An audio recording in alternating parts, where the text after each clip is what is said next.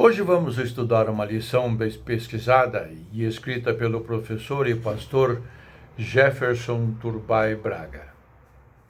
Com esta introdução, eu quero saudar os nossos telespectadores, desejando que Deus o abençoe no estudo desta lição.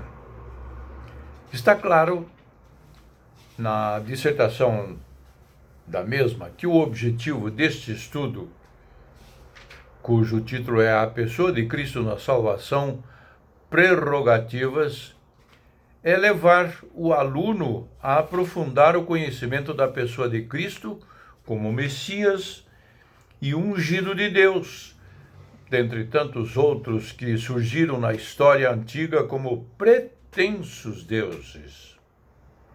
E o autor inicia com uma indagação. Qual a grande obra que o ladrão da cruz fez para ser salvo e ir para o paraíso? Creu em Jesus. Só isso, nada mais. Isto significa, Deus deu ao seu Filho lugar muito especial na história da redenção. Ele é o Messias, o ungido de Deus, o Salvador. Só Ele, e é o Salvador de todo aquele que nele crê. Muitos nomes ao longo da história rivalizaram com o de Cristo em termos de prestígio humano. Por exemplo, os nomes de Moisés entre os judeus, Maomé entre os islamitas, Buda entre os nepaleses e indianos e Confúcio na China. Porém, nenhum alcançou a altura espiritual do Mestre de Nazaré em ensino, prática de vida e importância.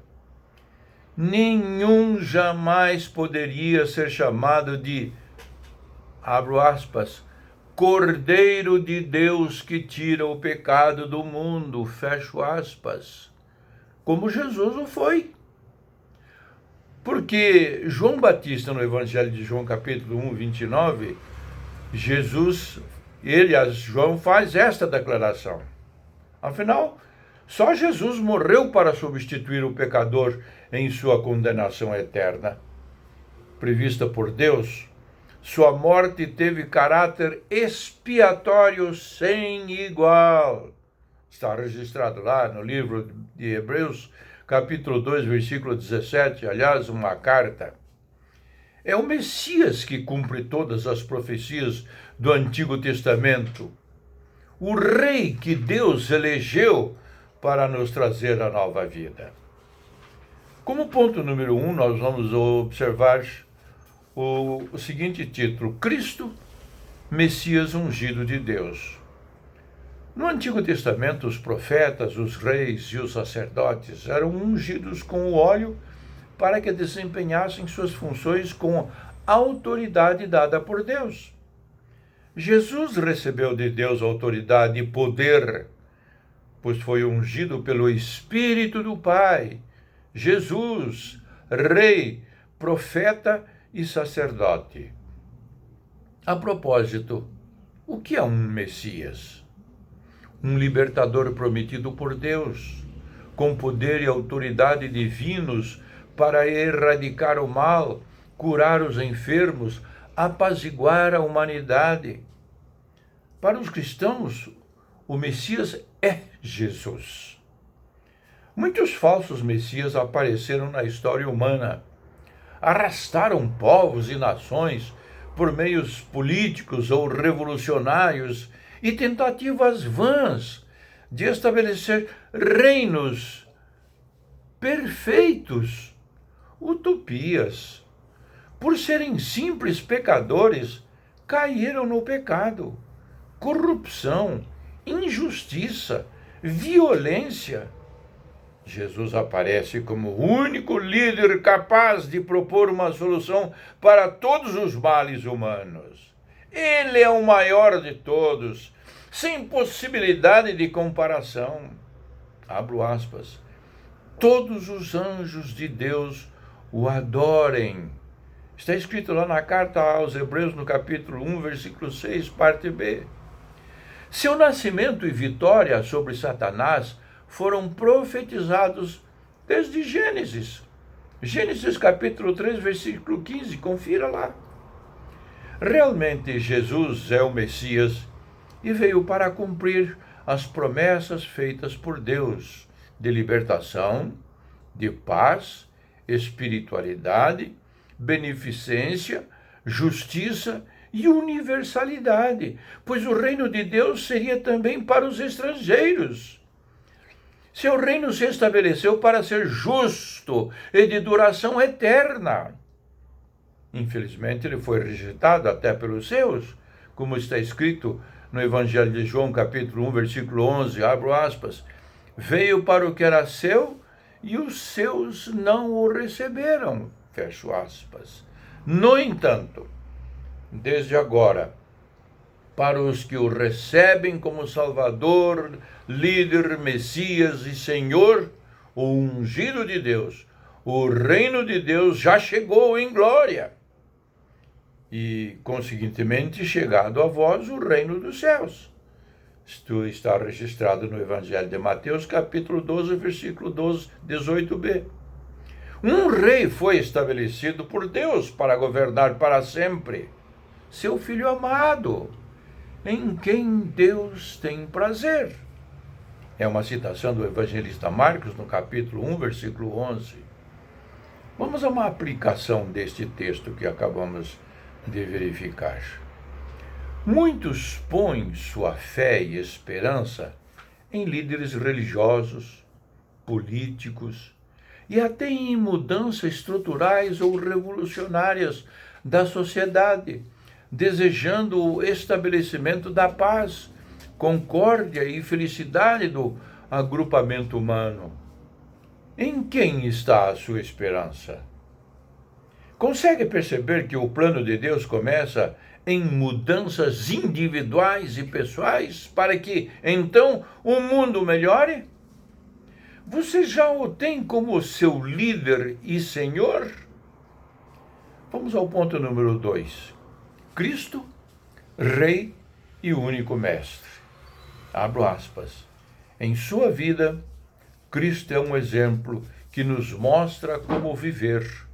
Em sua morte, é um sacrifício que satisfaz, é uma paga aos nossos pecados. Em sua ressurreição, um vencedor. Em sua ascensão, um rei. Em sua intercessão, um sumo sacerdote. Esta é uma frase atribuída a Lutero. No Sermão do Monte, Mateus capítulo 5, Jesus é um rei proclamando as leis de seu reino, que não é deste mundo. Evangelho de João capítulo 7, versículo 16, abro aspas. Felizes os humildes, os mansos, bem-aventurados os limpos de coração, fecho aspas. Seu nascimento se deu em um humilde estábulo. Ele entrou em Jerusalém montado em um burrinho. Suas mãos eram calejadas pelo trabalho, pelo esforço, pela labuta. Isaías o descreve em termos emocionantes. Desprezado, indigno, homem de dores, cordeiro mudo. A referência é Isaías capítulo 53, versículos 3 a 7. Só que, por repousar sobre ele o Espírito do Pai, por ele ter sido obediente até a morte e morte de cruz, ele voltará em glória na qualidade de Rei eterno e imortal, digno de todo louvor e honra. Rei dos reis e Senhor dos senhores. Daniel profetiza seu reino e seu reinado. Abro aspas. O Deus do céu levantará um reino que não será jamais destruído. E este reino não passará a outro povo. Esmiuçará e consumirá todos estes reinos e será estabelecido para sempre. A referência está em Daniel capítulo 2, versículo 44. Ou seja, céu e terra passarão. todos os reis humanos tornar-se-ão pó. O Messias, Jesus, porém, reinará para sempre. Já reina espiritualmente. Na qualidade de mestre, Jesus também é ímpar. Sua mensagem é insuperável. Paulo protesta veementemente aos Gálatas para não se deixarem seduzir por nenhum outro evangelho, mesmo pregado por um anjo, que sugira outro método para a redenção, a não ser a fé em Jesus. Gálatas capítulo 1, versículo 8. Seu ensino ultrapassa em qualidade, autoridade e poder a qualquer rei, filósofo, mestre, guru ou mesmo sacerdote religioso. Ele é o enviado do Pai. Quem nele crê e o recebe, desfrutará da bênção celestial. Abro aspas. Eu sou o caminho e a verdade e a vida. Ninguém vem ao Pai a não ser por mim. Referência do evangelista João, no capítulo 4, versículo 6. Uma aplicação, preste atenção. Cristo é seu Salvador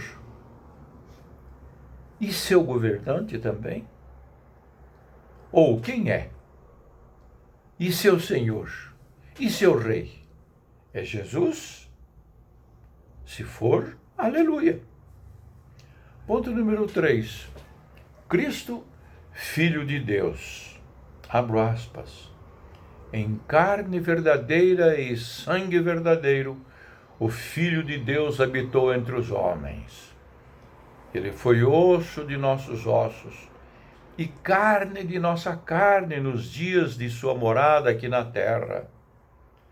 Nós sabemos e cremos que Jesus Cristo veio em carne.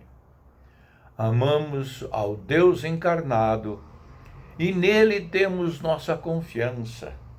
Esta é uma afirmação de um dos maiores pregadores evangelistas que a Inglaterra já viu passar pela sua terra. O nome dele, Charles Spurgeon. Jesus disse ser o maior de todos, e é maior que o sábado. O Filho do Homem até do sábado é Senhor. Está lá registrado no Evangelho de Mateus, capítulo 12, versículo 8. Maior que o templo de Jerusalém. Está aqui quem é maior do que o templo. Registro do evangelista Mateus, capítulo 12, versículo 6. Maior que Salomão. Está aqui quem é mais que Salomão. Novamente, o registro é do evangelista Mateus, no capítulo 12, versículo 42. Maior que Jonas. Eis aqui quem é mais que Jonas. A referência está lá no evangelho de Mateus, capítulo 12, versículo 41. Por quê? Por que ele fez tais afirmações? Por um motivo muito simples. Ele é o ungido de Deus, seu maior profeta, seu justo rei, nosso sumo sacerdote, o mestre incomparável, inigualável. Por onde ele passava e passa, cegos vêm, coxos andam, multidões são curadas. Abro aspas. E curou muitos que se achavam enfermos de diversas enfermidades e expulsou muitos demônios. Referência do evangelista Marcos, capítulo 1, versículo 34. Até os demônios não lhe fazem oposição, reconhecendo a sua soberania e poder, prerrogativas que lhe foram conferidas pelo próprio Pai. Abro aspas. Ah, que temos contigo, Jesus Nazareno. Vieste destruir-nos. Bem sei quem és, o Santo de Deus. Disseram os demônios. Registro do evangelista Marcos, capítulo 1, versículo 24. Nunca valerá a pena se lhe opor qualquer nome qualquer pessoa, por mais ilustre que seja, só o Senhor é Deus. Repito, só o Senhor é Deus. Uma aplicação para você. Sua fé em Cristo passa pela noção que Ele é verdadeiro Deus, verdadeiro homem? Você, caro ouvinte, sabia que quem nega a humanidade ou a deidade de Cristo é o anticristo? Está lá na primeira carta do apóstolo João, capítulo 2, versículos 18 a 23. Consegue fazer uma lista, mínima que seja, de religiões anticristãs que negam a deidade ou humanidade de Cristo? Como conclusão, a humanidade tem a tendência de adorar a qualquer um e entregar-se a qualquer filosofia indiferente à verdade. Assim como a esposa do profeta Oséias facilmente se entregava a casos de amor sem compromissos e adulterinos, verdadeira prostituição, a humanidade se esquece facilmente do seu próprio Criador e Salvador para correr atrás de santos, de padroeiros, de ídolos, de estátuas, supostos líderes iluminados, curandeiros e charlatões em geral. Por isso a Bíblia afirma que em Jesus estão ocultos todos os tesouros de sabedoria e da ciência. Deus quer que o honremos, nele confiemos, não abramos espaço algum para outro ser ou nome que seja um anjo. Só Jesus é Deus. Só Ele salva. Todo nome que se equipara ao Cristo ou que queira com Ele competir e mesmo rivalizar é maldito, é anátema. Isso está lá na carta do apóstolo Paulo, que escreveu aos Gálatas no capítulo 1, versículos 8 e 9. Oxalá o Espírito Santo lhe dê sabedoria suficiente para reconhecer, aceitar, renovar sua fé, proclamar que só Jesus é o Filho de Deus e tem a missão de salvar o homem da condenação do pecado. Que Deus lhe abençoe com esta verdade pura e imaculada. Amém.